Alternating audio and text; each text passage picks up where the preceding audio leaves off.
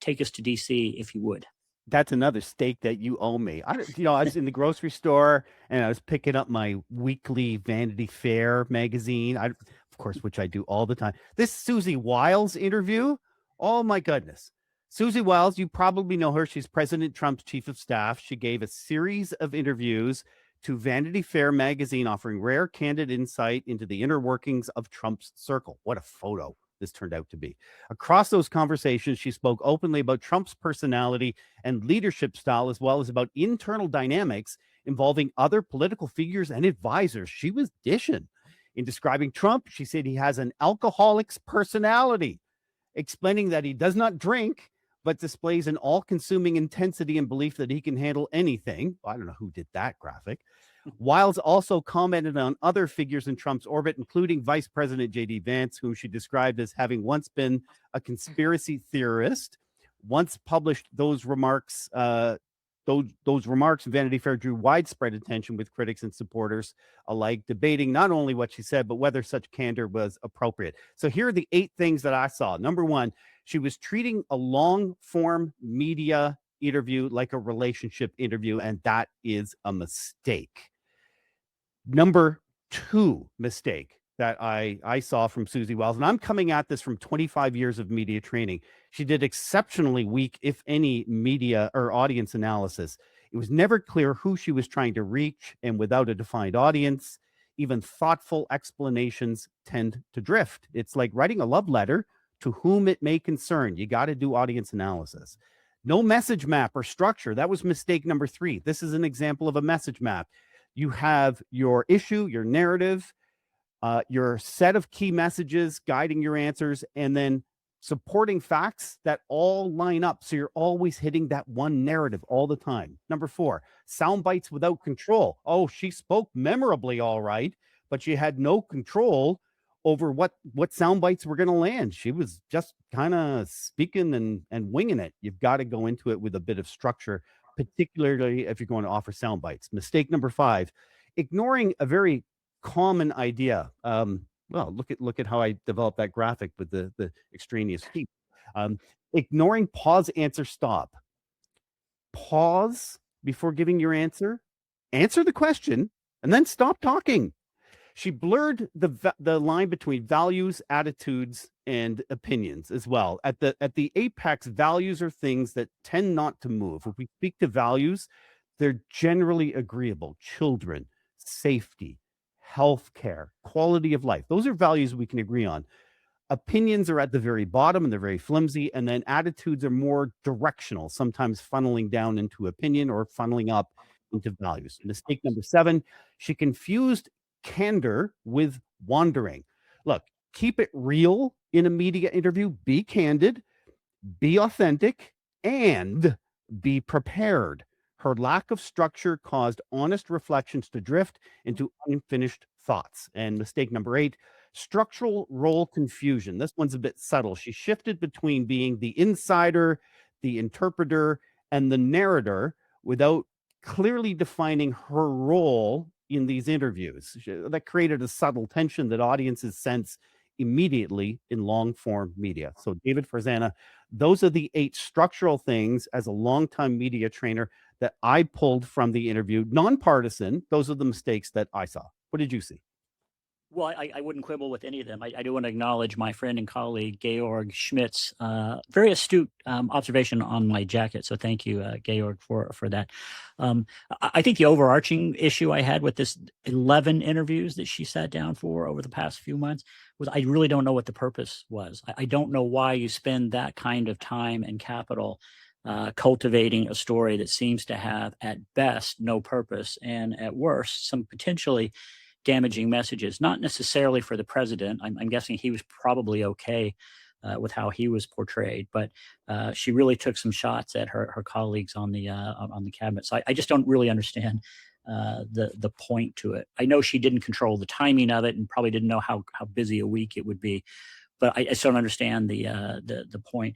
And Doug, to your point, just how she failed to control the interviews. There were 11 of them. I mean, have you ever prepared anybody for 11 conversations and had any hope that there would be any prediction about how that story would turn out? Yes, I have, and yes, we did. Absolutely. When you've got an ongoing series of attacks on a corporation, you prepare your CEO for constant media attention. Yeah, yeah. It's just Yeah. over a conversation over 11 iterations is bound to cover a lot of ground that you're not comfortable with. The other thing I would observe just from that piece was the photo shoot, which so there are The photo.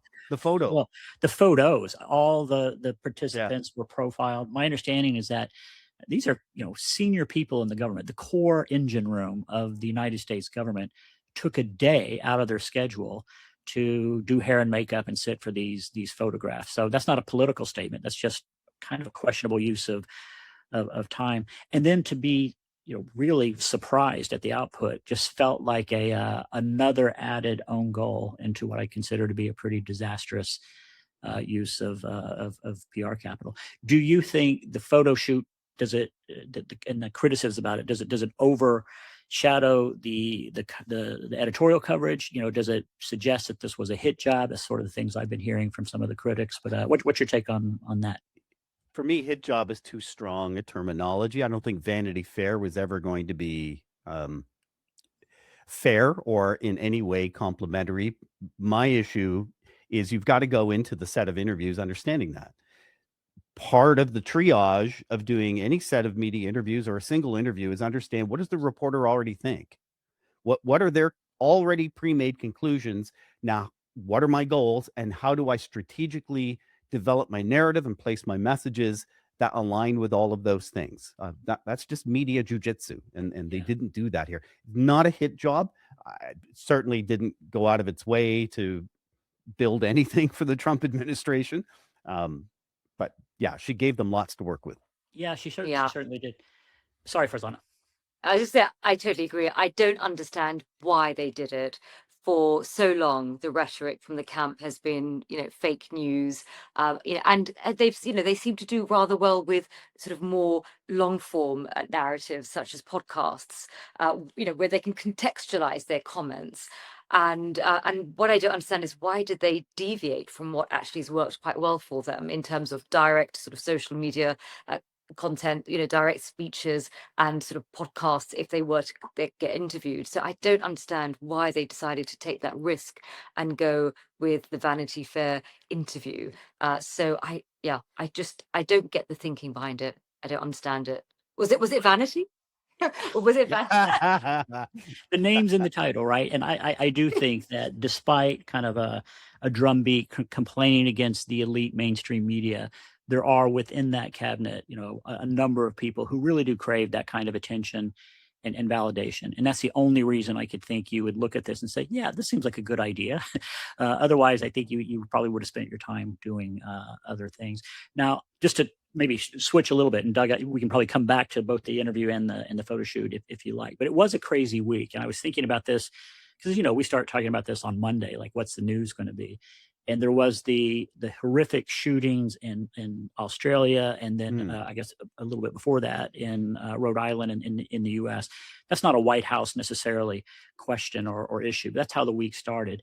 Then there was the murder of entertainment star Rob Reiner and his wife by his, followed by a pretty horrific post on True Social by President Trump on that. So the week started off really from a really negative. A big hole for the White House to dig out of. They couldn't control the timing of the Vanity Fair piece, but they did decide to break into live coverage of the season finale of Survivor on Wednesday night in the U.S. with the presidential address. And I remember a handful of those from my time living in the U.S. Those are reserved for declarations of war. I think W. Bush did that in the second Iraq War. For big moments of national mourning and healing. I think Reagan did it after the Challenger disaster, but they're really not used for what amounts to kind of a political speech. So I can't imagine, again, the decision-making process to break into live coverage with an 18-minute high-speed political speech that basically says things are better than you think they are, and if you don't like them, you should blame Biden. That was sort of the Trump 18 minutes, and he's been panned. I was really trying to be more balanced than you might think I usually am about these things, to find a positive review. But, the FT said he was combative. The Telegraph, again, that's not a critical source, said he was unusually wooden. CNN said it was the nightmare before Christmas. So again, and maybe this is just sort of a second look at the earlier interview, but what's your take? Why would you do that? If you're sitting in the White House communications room, why would you? Oh yeah, sorry, Governor Newsom from California basically said this could have been an email, and I think that was probably a lot of people's summary. But I don't know if you've got to take Doug or Farzana, if there's a reason to do this that escapes me, if there was some way that maybe he has shifted the narrative. What's your view on why you would do this and what sort of impact it might have? Go ahead. I mean, again, first you have the Vanity Fair, then you have this. I don't understand the strategic thinking behind it. I just, unless it's just distraction, sort of comms, don't really get it. I think he did try. I think the idea was to reshift a narrative.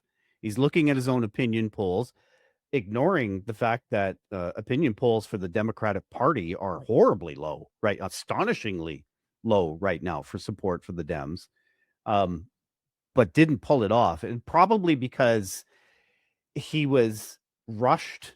For him, 18 minutes is a tight time frame. He wants 3 hours to explain his points, which he doesn't need. But he does better in long form. Somebody seemed to have written the entire speech on the teleprompter in all caps because he was shouting at me the whole time. Don't write the speech in all caps. The most interesting part for me was the media diagnosis afterward. I made a point of watching MSNBC, CNN, and Fox News, which I would suggest come at it from different, each one comes at it from different perspectives. And they landed succinctly on the idea that the economy will be the driving force of the midterms next year, that is the issue. CNN begrudgingly acknowledged that the crime rate is probably not the issue. Fox saying the crime rate is down generally across the U.S. I'm sure that folks could debate that to the cows come home, depends on how you look at it, but they did land on the economy. To be fair, on that evening, Wednesday night, inflation rate was at 3%. So CNN and MSNBC were full of, this is disastrous because the economy is the main argument, and the economy is worse. The economy is terrible. It's the same as when Biden left. It's not down. And the next morning, a refreshed inflation rate was released, and it's down at 2.7%. So at least one tick in the right direction, but it's gone there in months previous and gone back to 3%. So I found it interesting that we're setting up for the all-important midterms next year, and that not that the economy isn't always an issue, but how Americans feel about the economy will be such a key electoral point. And that seemed to be the woven narrative. Yeah, I wouldn't argue with any of that. I do think that when you have a business problem, you can't solve it with a PR solution. That's the general message I would draw from this. And right now, his administration has a business problem. Most markers for most Americans' experience with the economy aren't going in the right direction. They're certainly not going in the direction that he said they would go from day one. So people are frustrated. So his message seemed to be patient. Things will turn around next year. You'll see that my gambles will pay off. And I think that's asking a lot for people who are already quite frustrated. And I think he's possibly making the same mistake that Joe Biden made. And that's like, oh, you're not reading the data correctly. You're not giving us credit for the things that are moving in the right direction. Those stats are not matching people's vibes. And I think it was, yeah. So I think it, again, was a missed opportunity. And I think you don't interrupt someone's viewing, primetime viewing to make a speech that they didn't ask for, especially if you don't have any news to give them. I don't think it'll do much damage. I think that it will probably be forgotten before we head into to the festive celebrations. Thank God there wasn't a football game on. That could have been quite. That could have come back to bite him. So it smells a little desperate, but we'll see. And next week's a new week, maybe closer to home in the PR community. Farzana, you'd mentioned this conversation that Martin Sorrell had. He was the founder and creator of WPP until he left to start something new, but he's still still finding a way to make headlines. And he had a conversation on UK radio with Sarah Waddington, who chairs the PRCA, the UK PR Trade Association, about whether or not PR was dead. And you spotted that, and thanks for bringing it to my attention. And Doug's probably not reading these things as closely in Canada as we are, but what's your take? And I know you've got a kind of a high level view as the president-elect for CIPR as well. Well, it's bad enough trying to navigate jet lag, waking up in Sri Lanka. And I wake up and I love PR week because it really keeps you kind of like in the know about what's happening in the industry. And I wake up and I see, this headline. I don't know if you can see it. Martin Sorrell, there's no such thing as PR anymore. That's not what I want to read in the morning when I'm feeling jet lag. So the WPP founder, Sir Martin Sorrell, has declared the death of PR during a debate on BBC Radio 4's Today programme with the PRCA chief executive, Sarah Waddington. And this was an extraordinary interview. Now, I don't know if I can access BBC here from in Sri Lanka, but as soon as I go back to the UK, the first thing I want to do is listen to that story. And I would ask, those who are in the UK, please do listen to it. It's on Radio 4. Now, what happened is that he said there's no such thing as PR, arguing that the discipline has morphed into online content and social media. And according to him, it is, it's morphed, it's creating content at scale, personalizing, visualization, and copywriting at a huge scale is becoming more and more important.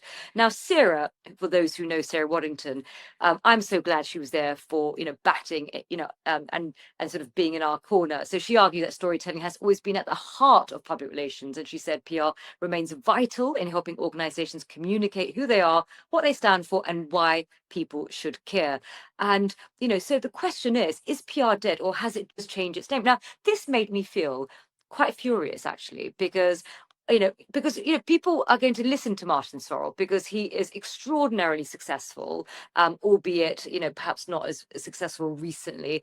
And his words are going to carry weight. And of course, it's that age-old issue that, as PRs, are we not doing a good job in terms of doing PR for our industry? And forget the public not knowing what we do, and potentially, sort of clients and sort of C-suite stakeholders. Now it appears that our marketing and advertising sort of, brothers and sisters have no idea what we do. And it's that sort of constant putting us in this box that we are just media relations people. And of course, as the CIPR states, PR is the strategic management of information that flows between an organization and its publics. It doesn't say media relations. Media relations is just one of multiple channels in the tactical realm. And of course, there's layers of the strategy as well as, the tactics.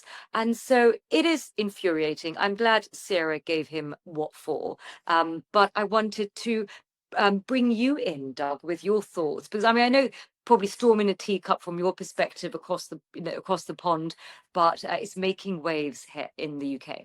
Well, as a North American, I still have an opinion, even if I don't fully understand who he is. I think he's being a provocateur, and we just talked about Susie Wiles not having a narrative or a particular emotional stance that was strategic that she wanted to put out. But in this case, he did have a narrative, and he certainly evoked an emotional reaction with the headline. So from a public relations standpoint, well done, Sir Martin Sorrell. You're a wonderful PR practitioner that way. I think he's just trying to be provocative here. Either that or he's stupid and he doesn't understand what relating to the public actually means. And I don't think that's the case at all. But there is underlying this, there's something to this, right? That one of the biggest problems for us in PR, Farzana, you and I have talked about this on the podcast, Stories and Strategies. It's I could never explain to my mom what I do for a living. And it's my job to explain the difficult to explain in a short, concise, and memorable way. It's my job to land messages, not just we still can't explain to our moms what we do. And that's a problem. If we can't define it, then how are others supposed to define it? Well, in essence, we're about earning trust. And, Cyril also went on to say, because, Sarah retorted and said, well, the media is becoming increasingly fragmented. The role of PRs is increasingly important. And, and then he responded and said, the media is not becoming fragmented. So I don't know whether he was just being a contrarian and just looking to rile up the PR industry. But, of course, there is a gap between what the PR industry should be doing and what the reality is.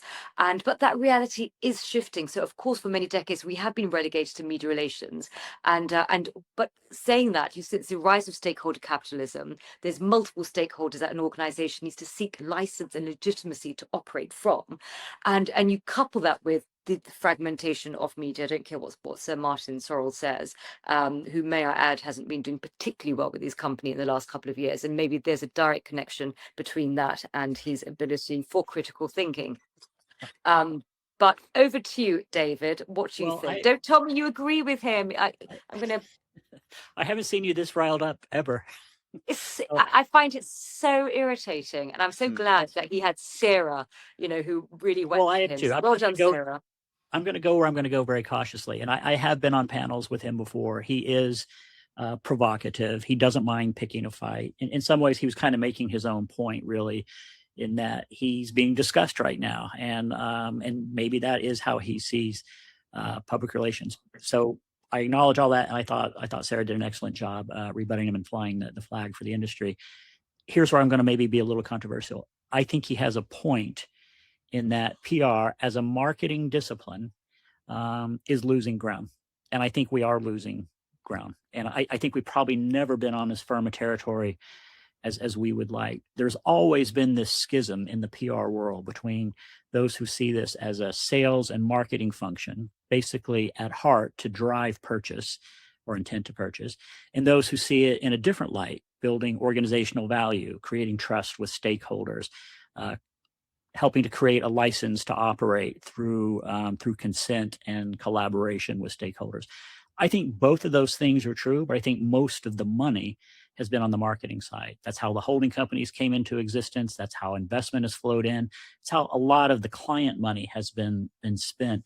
So he is raising a question that I think we could do a little better job of answering. It's probably not going to be on a 3-minute interview on a live radio show, but I think this is something we need to take seriously as people who are committed to the PR community, whether it's an industry or a profession. And I think we do need to see that the way things are changing, the way the media landscape is changing, whether it's fragmenting or consolidating, the way algorithms are driving what we see, the way people have less trust in expertise or institutions than they used to, is changing things really quickly. And I think we need to adapt to those changes and make sure that our role is understood by us, much less, even before we get to trying to make our parents or other people understand it. And I don't think we've done a great job of doing that. That's true. And David, before you move on to the next story, I just wanted to add one final thing. A couple of days ago in Colombo, I went to go and deliver a talk with the PR Association in Sri Lanka, which, may I add, has just recently set up around 18 months ago, because they realized that marketing and advertising had their own, and they understood that PR is distinct, and therefore set up their PR association. So PR is not dead. It is actually reaching, in my opinion, the golden era for PR. And I think Martin Sorrell's formative years, when we were the poor cousins, is a very different time to what is coming for us. And I think our time is going to be, it's going to be now, actually. So I think, Farzana, you and I had a debate episode we did on the Stories and Strategies podcast. Is June the one that I won. 17th. Yeah, I remember. No, I think sadly I won. So Farzana took the percent. It's June 17th, episode 182, and we debated: is PR a separate function, or is it just part of the marketing team? And Farzana took the role of, dang right, it's a separate function. Get out of here, marketing people. And I took the perspective of, no, it's all just marketing, with a little bit of, it's for the point of the rhetoric. But sadly, we sort of decided that I did come out ahead in that debate. And we have another debate episode coming up on Tuesday. Well, maybe you can take us to 2035, Doug. I know that. Tell us a little about this special episode of and I have to, disclosure. I'm part of this as well. You cast me in a role here, but tell us about this episode that's coming out. Maybe show us a little bit about what we can expect. I'll set it up real quick. I feel like I'm on James Corbin. I'm setting up a movie clip. So we've done a really special episode, created some cinematic audio, so to speak, called sound design. And we're putting some animation to it that'll come in the new year. But there are 3 there are lots of issues within PR. Describing what PR is one of them. But there are three chief issues when we look at it's AI and all the technologies and all the tools and how PR is changing and will change over the next 10 years, just from all the different tools that are coming out under artificial intelligence. Then entry-level positions. So many of the things that students or young people used to do to get into PR and earn their chops and develop experience, those are being usurped by AI. So that's got to change. And then female leadership in industry, that 2/3 of the industry is made up of women, but only 1/3, depends on what study you read, 1/3 of the industry, the C-suite, is led by women, 2/3 by men. Those are the three issues we looked at. And how do you solve those? And instead of looking forward through the crystal ball, Farzana and I traveled to the year 2035.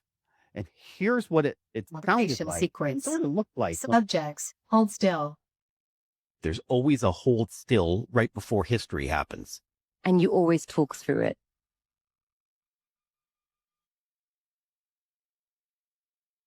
Farzana. I see it. That smell. Metallic? Like the city itself is exhaling technology. My glasses just pulsed. Did yours? Yes, they're adjusting to whatever signals are embedded here.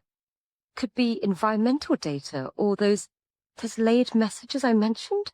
Great. So the future announces itself by flickering in my face. We're wearing these sort of meta glasses. We never use the term. And the branding and messaging is personalized within your glasses, and you see things on the screen. David is a part of it, plays the role of Gallagher, because there's another David Olajide is our guide into 2035, and Emily Page, one of our other producers, also plays a role in it as well. And that episode comes out not next Tuesday, but the Tuesday after, so December 30th. And I think we're all just really excited about it. It was a lot of fun, and I'll look forward to people's reactions to it. I am afraid that's all the time we have. This is my last time before I break for the festive break. So have a very Merry Christmas, Happy Hanukkah, or whatever you might be celebrating next week. Mm-hmm. And Farzana and I are back next week on Boxing Day. We might go live to David from the buy and sell, wherever, when he's doing all of his shopping. As always, thanks for checking us out today. Thanks to superstar producers Emily Page and Solomon eBay. The Week UnSpun's co-production of Folgate Advisors, Stories and Strategies Podcast, and Curzon Public Relations. Want to catch the recording? You can check it out. David's LinkedIn channel. I think Farzana's Instagram, her X, my personal X, Curzon's YouTube, the Stories and Strategies Podcast YouTube as well. And as always, one final thought. Remember, you are worthy of connection exactly as you are. So is everybody else. Have a great weekend.